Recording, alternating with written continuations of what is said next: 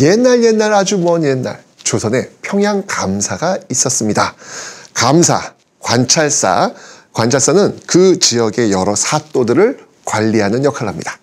자, 그런데 이 평양감사가 자신 관하라에 있는 영변사또, 마음에 들지 않았나 봐요. 그래서 사또들이 모인 그 공식 회의에서 공개적으로 면박을 주곤 했나 봅니다. 영변사또 분했나 봐요. 집에 돌아와서 식음을 전폐하고 그냥 드러넣어 버립니다.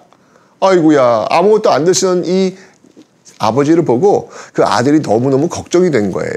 그래서 아버지도 왜 그러십니까? 라고 물어봤죠. 그랬더니 아버지가 평양감사가 나를 미워한다 라고 하면서 이 신세 한탄을 했답니다. 그러자 그 아들이 걱정 마십시오 라고 안심시키면서 본인이 직접 평양으로 가네요. 자, 이 평양에서 이 아들 무엇을 했을까요? 정보 수집을 합니다. 어떤 정보 수집이냐? 평양감사가 좋아하는 기생이 누구인지를 알아봅니다. 그리고 드디어 찾아냈죠. 바로 계향이라는 기생이었습니다. 영변사또 아들은요, 이 계향에게 무려 1000냥을 주면서 부탁을 합니다. 1000냥! 이거 지금 돈으로 얼마 정도 될까? 대략 한 7천만 원 정도가 됩니다. 오, 엄청나죠? 자, 그럼 무엇을 부탁했을까요? 평양감사가 오면 임금께 받은 도장이 있을 텐데 그것을 훔쳐달라고 부탁합니다. 그럼 1000냥을 성공금으로 더 주겠다라고 말합니다. 오호, 계향 솔깃합니다. 돈의 사이즈가 좀 크잖아요. 결국 계향을 찾아온 평양감사의 허리춤에 차고 있는 그 임금의 도장을 술이 취해 잠든 사이에 빼냅니다. 그리고 영변사또 아들에게 넘기죠. 그리고 영변사또와 아들, 와우, 회심의 미소를 짓게 됩니다. 이제 평양감사는 죽었다. 감히 임금의 도장을 잃어버렸으니까 어찌 살겠는가? 그랬죠. 자, 이제 평양감사 어떻게 되었을까요? 난리가 났습니다. 결국 이번엔 평양감사가 반대로 식음을 전폐하고 들어 누워버립니다. 걱정이 된 평양감사의 딸이 그 이유를 묻습니다. 그러자 계향, 기생집에 다녀온 후 임금의 도장을 잃어버렸다 라고 울면서 이야기하게 되죠. 자초지종을 듣고 탐문 결과 영변사또의 아들이 작업을 한 듯한 느낌을 갖게 됩니다. 자, 이런 상황이라면 여러분들은 이 문제를 어떻게 해결하시겠습니까? 심증은 있는데 물증은 없는 상황, 지혜롭게 해결할 수 있는 방법 있습니까? 없습니까? 자, 사실은 너 죽고 나 죽자 이판사판으로 나올 수 있습니다.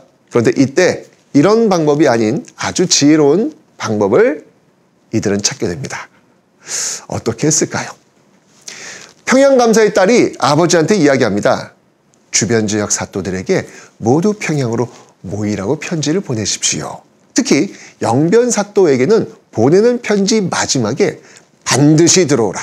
오지 않으면 책임을 물을 것이다. 라는 내용을 덧붙여서 보내라고 했습니다. 자, 평양감사의 특별한 편지를 받은 영변사또와 그의 아들 어떻게 생각했을까요? 오호, 나한테만 반드시 들어오라는 댓글. 오호, 이때 영변사또 아들은요, 아버지에게 이야기하죠. 이제 그 임금의 도장을 돌려드려야 될 때가 온 것 같습니다. 라고 말이죠. 근데 아버지는 아니 어찌 돌려주란 말이냐? 돌려주면 내가 훔쳐온 거 이 들통이 날 텐데 그럼 난 죽는다. 라고 하면서 못한다고 하죠. 그때 아들이 이렇게 얘기합니다. 아버지 평양에 가시면요, 허리춤에 그냥 그 임금 도장을 잘 숨겨서 가시고만 계시면 됩니다. 라고 말이죠. 그럼 해결이 된다네요. 아들이 그러라고 하니 내키지는 않지만 평양감사의 소집회의에 임금 도장을 가지고 그냥 앉아 있었습니다.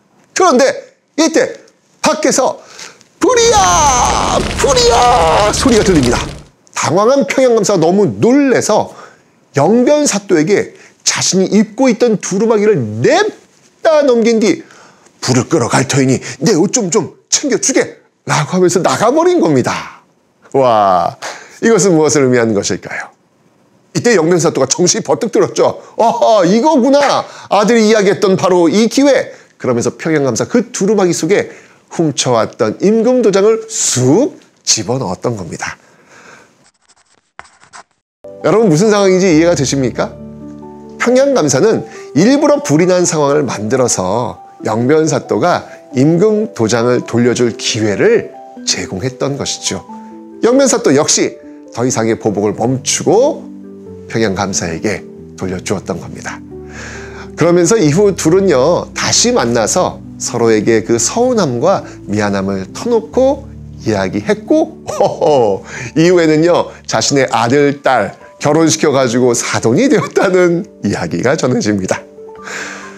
상대를 극단의 상황으로 몰지 않고 서로의 타협점을 찾아서 관계를 회복시키는 이야기.